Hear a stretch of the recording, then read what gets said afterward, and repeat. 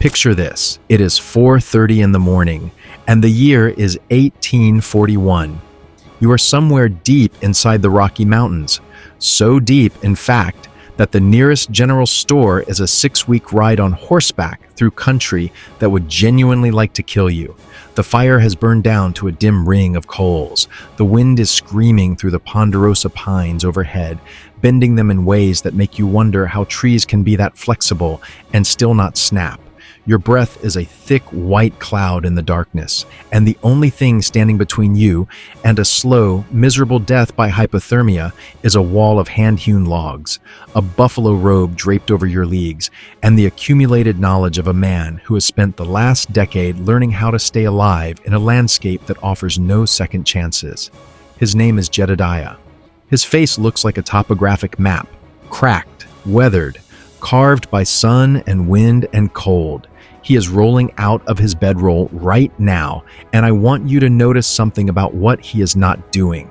He is not reaching for a Gore-Tex jacket. He is not checking the charge on a headlamp. He is not unzipping a compression sack to pull out a $700 down sleeping bag. He is not scrolling through a gear checklist on a phone, because phones do not exist yet, and neither does the entire infrastructure of comfort that you and I take for granted every single time we step into the backcountry. Instead, Jedediah is about to do something that would make every modern camper, every REI devotee, every outdoor influencer with a sponsorship deal and a ring light shake their head in absolute disbelief. And here is the part that nobody in the outdoor industry wants you to hear. What Jedediah is about to do works better than almost anything you can buy off a shelf today. Today, we are going to walk through 15 survival tricks that real mountain men used in the American wilderness during the height of the fur trade era, roughly the 1810s through the 1840s, a period when approximately 3,000 trappers roamed the Rockies, and as many as 1 in 4 of them never made it back out. These are not hypothetical techniques pulled from a survivalist fantasy. These are historically documented methods, many of them borrowed from or shared with indigenous peoples, that kept human beings alive in some of the most unforgiving terrain on Earth. And the uncomfortable truth, the truth that a $42 billion outdoor recreation industry would rather you never think about, is that many of these tricks are based on the exact same principles of physics, chemistry, and biology that modern gear tries to replicate at a staggering markup. So let us pull back the curtain. Trick number 1, the pine bough mattress. Here is your first trick, and it is the one that will change the way you think about sleeping in the woods forever. Forget inflatable pads, forget self-inflating mattresses, forget closed-cell foam. Mountain men built their beds from fresh-cut pine boughs, thick layers of them, arranged with the cut ends pointing downward and the soft, fragrant needle tips fanning upward. They would stack these boughs 6, 8, sometimes 10 inches deep, creating a mattress that was springy, naturally insulated, moisture repellent, and, here is the part that will bother the gear industry, based on the exact same principle that makes your expensive sleeping pad work. Trapped air. Air is the best insulator there is, and a properly built pine bough bed traps enormous volumes of it between thousands of interlocking needles. Modern thermodynamics confirms this. Your $200 pad is trying to do what a pile of pine branches does naturally. Trick number 2, the reflector fire. Most people today build a campfire and sit around it, radiating warmth in every direction, up, down, sideways, into the night sky, where nobody benefits from it. Mountain men knew better. They built what is called a reflector fire, a wall of stacked green logs or flat stones positioned behind the fire, angled slightly forward toward their shelter. The wall catches the thermal radiation that would otherwise be lost and bounces it back. The result is roughly double the perceived warmth at the same fuel cost. Field studies have shown that a well-built reflector wall can raise the temperature inside a simple lean-to by 10 to 15 degrees Fahrenheit. That is the difference between shivering all night and sleeping comfortably. No batteries, no fuel canisters, no proprietary technology, just physics that has not changed since the Pleistocene. Trick number 3, the Swedish torch. Now, the Swedish torch, or what modern bushcraft enthusiasts sometimes call a log fire or a Canadian candle, is one of the most elegant fire-building techniques ever devised. Instead of building a fire on the ground and fussing with a grate or a stove, mountain men would take a single thick log, split it into quarters or six while keeping the base intact, stand it upright, and light a small fire in the center gap. The log burns from the inside out, self-feeding, self-ventilating, and providing hours of steady, consistent heat. The flat top surface doubles as a remarkably stable cooking platform. You do not need a camp stove. You do not need a grate. You need one log, a hatchet, and the patience to let the fire establish itself. And when it does, it burns cleaner and more efficiently than any open campfire you have ever built. Trick number 4, the snow cave furnace. When the blizzards came, and in the Rockies, they came often and without much warning, mountain men did not pitch tents. They dug. They carved hollows into deep snowdrifts, on smoothing the interior walls and punching a small ventilation hole through the roof with a stick. The principle is almost counterintuitive until you understand the science. Snow is one of the most effective natural insulators on Earth because it is roughly 90% trapped air by volume. Inside a properly constructed snow cave, the ambient temperature stabilizes just below freezing, regardless of what is happening outside. Trappers and indigenous peoples knew that a single tallow candle burning inside a snow cave could raise the interior temperature by as much as 10 degrees. When it is minus 40 outside, the difference between minus 40 and 28 degrees Fahrenheit is the difference between dying and living through the night. Trick number 5. Pocket pemmican. If there is a single food item that defines the mountain man era, it is pemmican. And if there is a single food item that the modern outdoor nutrition industry desperately wishes you would forget about, it is also pemmican. Here is what pemmican is. Lean meat, usually bison or elk, dried until it is brittle, pounded into a fine powder, mixed with rendered animal fat, and sometimes studded with dried berries. The mixture is pressed into dense cakes and stored in rawhide bags. That is it. No preservatives, no stabilizers, no elaborate packaging. And yet pemmican was the rocket fuel that powered the entire North American fur trade, sustained Arctic expeditions well into the 20th century, and could reportedly last for years without refrigeration. Nutritionally, the traditional pemmican delivers roughly 3,500 calories per pound, an energy density that modern protein bars cannot touch.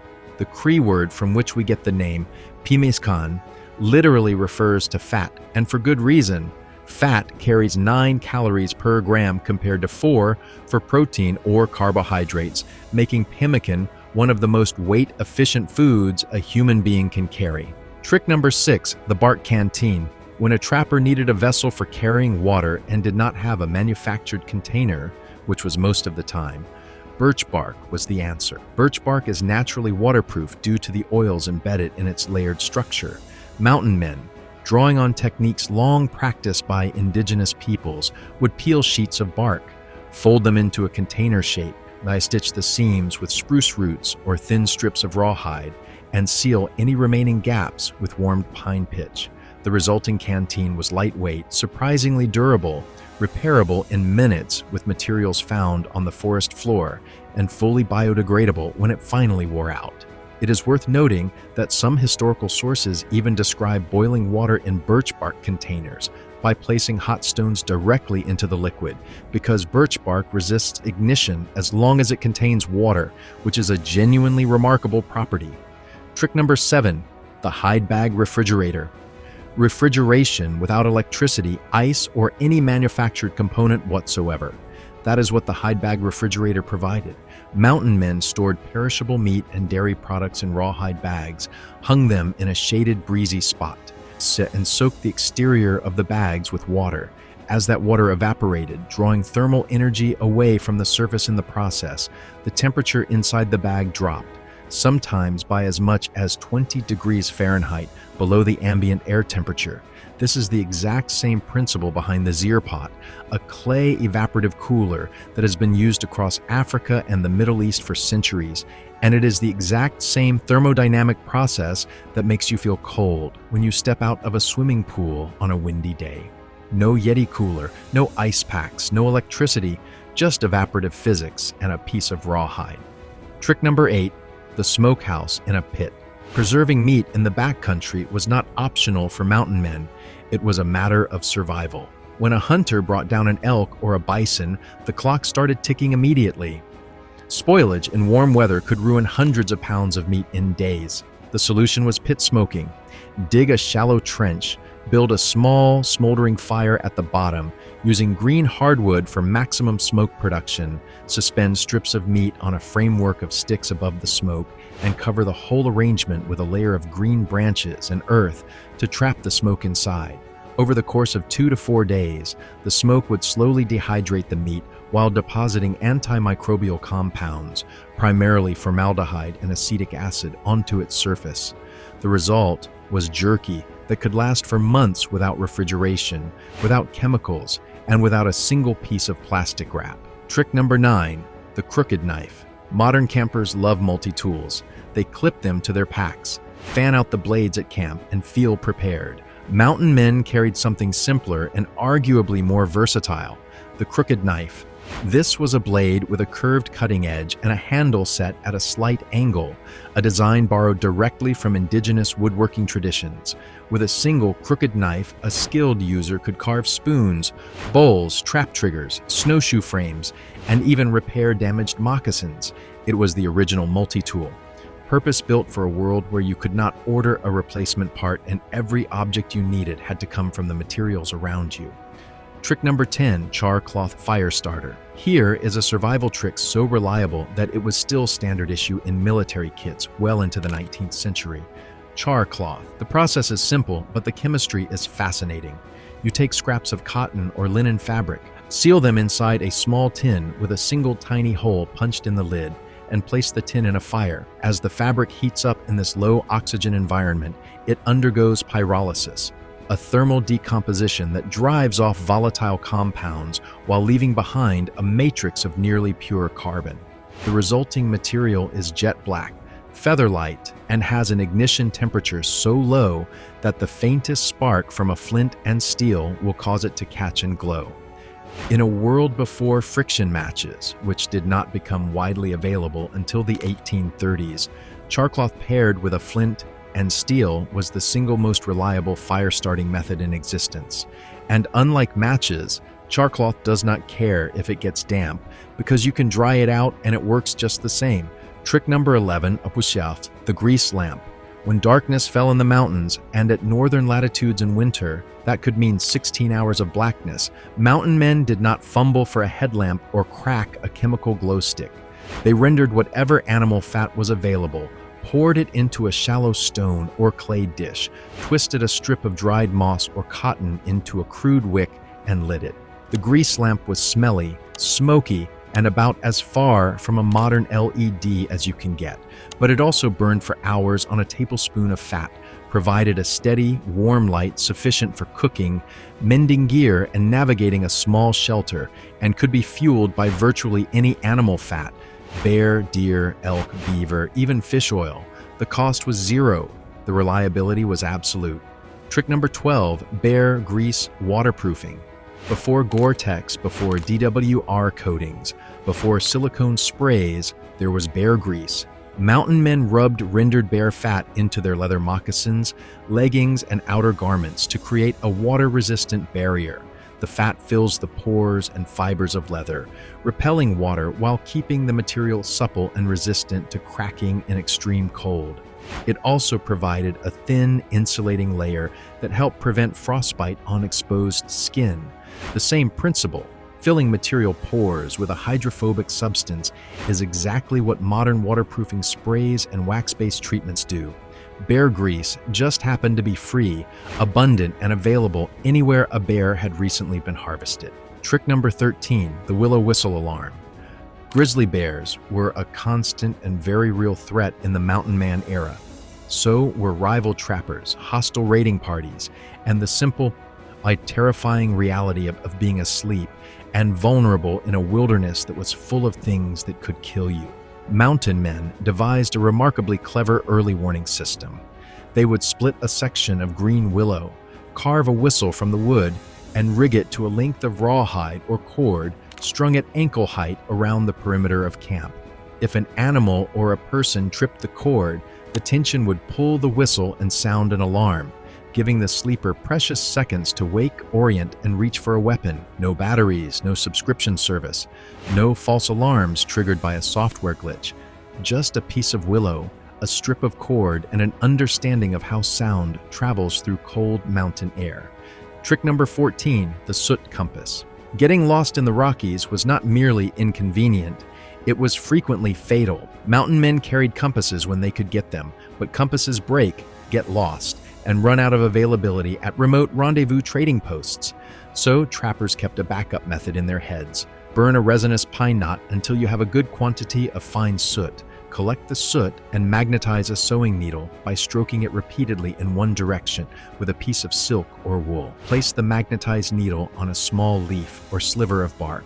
Float it gently on a still puddle of water and watch it slowly rotate until it aligns with the Earth's magnetic field, pointing north. This is not folklore.